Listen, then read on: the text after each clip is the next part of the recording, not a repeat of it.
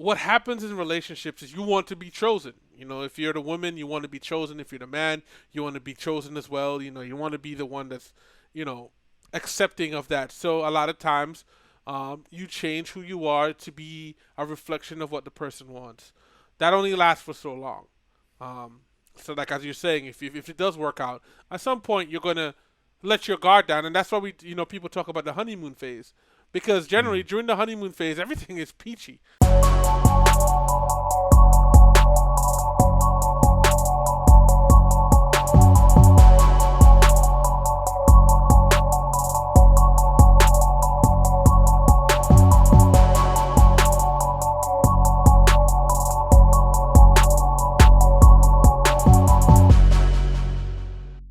Final Right. question for the day.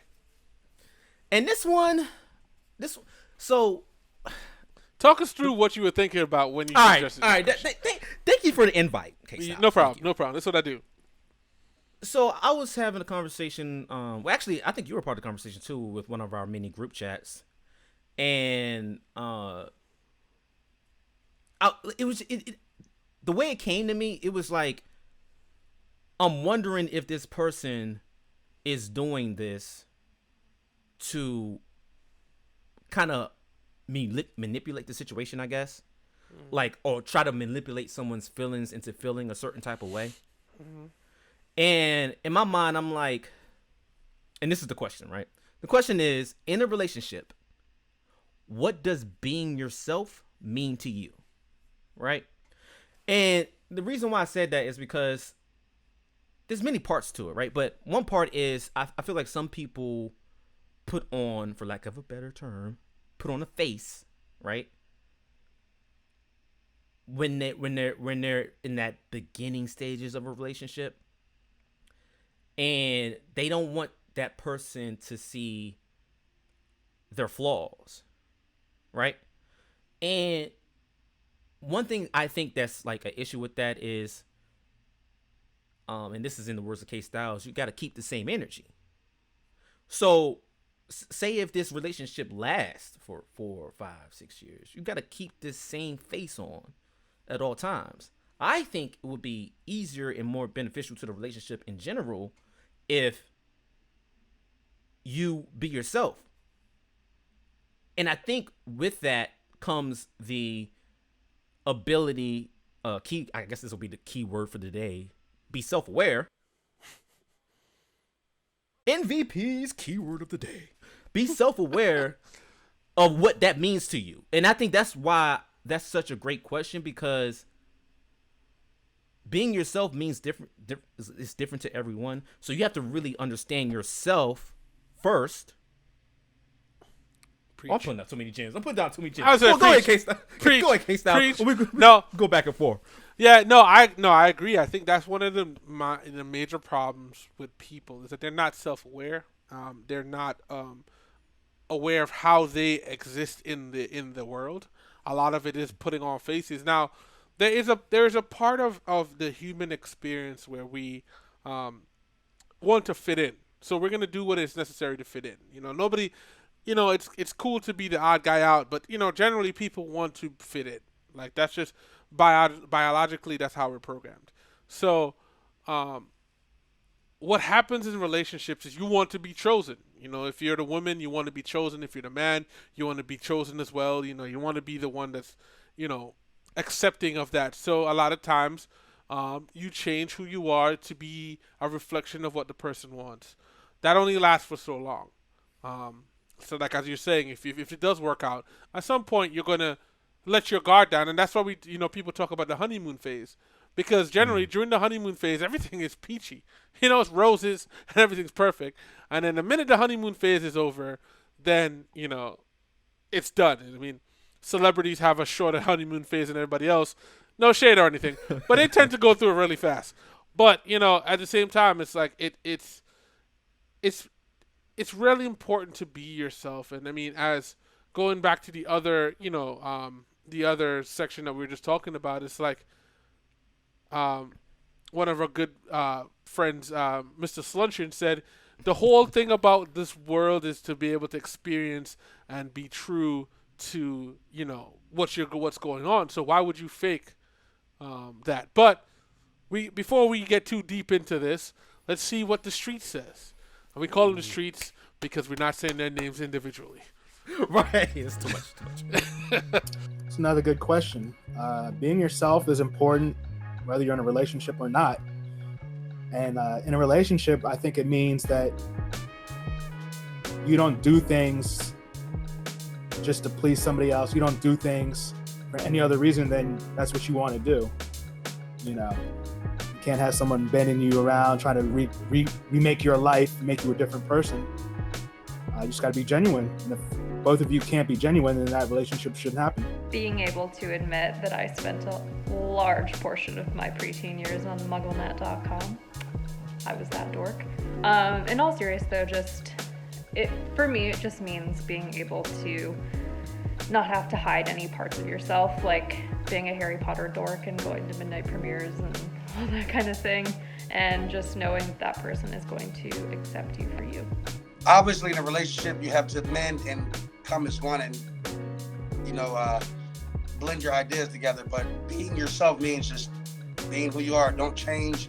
Obviously, you have to conform a little bit, but don't change who you are. And you basically live by the deeds you did before. Okay, I feel like I could get really philosophical with this one, but to me, being who you are is knowing from the jump and staying true to what your core values, what really makes you you. I think the bigger things like what you want out of life, what makes you happy, what are your long-term goals, and sticking with those and not being with someone who makes you question those or sacrifice where it really counts. Ideally, you're with someone who makes you think a little bit, who maybe challenges some of the things that you thought were important to you but really aren't. But at the end of the day, if it's part of your core, they empower you and you're able to really be you and stick to that. First of all, this question is it means just being who you authentically are, who you can be the same person when you're around your friends. You can be your goofy self, you can be your introspective self, you can be your motivated self. It just means you're being you, whatever that fucking means. If you have to be a different person in your relationship, then that relationship's not gonna last. End of story. So in a relationship, being myself means that the person that I am inside of that relationship is reflective of the person that I am outside of that relationship. For instance, if I'm hanging out with my friends, sometimes I get stupid, I act a fool, I tell really tasteless jokes, I get stupid. If that person that I am in front of my friends is the same person that I am inside of my relationship, then I can say I'm being true to myself. But if I have to curtail my behavior or change the things I like or put a certain facade on in order to be in that relationship, then to me that is not being yourself. So basically the person that you are outside of the relationship, among your friends, co-workers, when you're by yourself, if that person is reflective of the person inside of the relationship, then that to me means that you're being yourself. That's what being yourself means. Just being authentic to who you are 24/7 regardless of the audience. Another great question. What does being yourself mean to you when you're in a relationship? It means that there's a part of you that knows who you are, knows what you like, what you don't like. It's very difficult to be yourself if you don't know what that is. That might sound a little crazy, but a lot of people don't know who they are. So if you don't know who you are, it'll be very difficult for you to be yourself. But if you have connected to and found some self-love and have realized your purpose and what really makes you tick, no one, even your wife, your child, your mother, no one should be able to remove you from that self-love, that self-identity, no matter what. So to me, it just means standing up for who you are. And that goes to who you believe you are based on what you know of your own evolution here. Because the only person that can give you the full value of yourself is your damn self. Even if you have a partner, it's very easy to lose yourself with a partner. So definitely, I love this question because A lot of us are in relationships and we lose ourselves very easily, trying to cater to the love of someone else. But the first love you need to cater to is yourself. Peace. Being yourself in a relationship, at least to me, is what it is. Essentially, every bit of myself that I can be, the most embarrassing parts, the ugliest parts that I see in myself, I can still be that person around my partner and be myself completely, and he accept me for who I am. That's what it should be like. And I feel like it's really, really hard to come by, but when you achieve that, it feels almost like it's meant to be. Like, it's really rare to come by someone who will accept you for every part of you, every being. You can say that all you want, but if you clash in times where it's very apparent that the person can't deal with it, even though they try their best, then it's very clear that you can't be yourself around that person. But when you really find that, it's really special, and honestly, it's what makes a relationship. Because if you have to hide parts of yourself with your partner, then why are you really with them if there's someone out there that can accept you for every bit of that? It's more enjoyable and it's much easier when you can be yourself with somebody. Good question. I mean, he's silly and goofy, and I don't know, just not having to act a certain way just because your relationship partner doesn't necessarily like it, or or if it bothers them or something. I mean, you gotta love one another for what it's worth. Yeah. He farts, I fart. Wait, what? She nasty.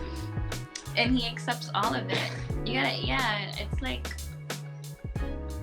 being you, just not having to hide who you are and things that you do, what you like, and just, if you're a goofball, you're a goofball, and just being you. You don't want to have to change just because they look at you and they're like, oh, okay, maybe you're not the one. You may not want to say some things just because, Yeah, that's just boring. For me, in a relationship, being yourself means, being able to be,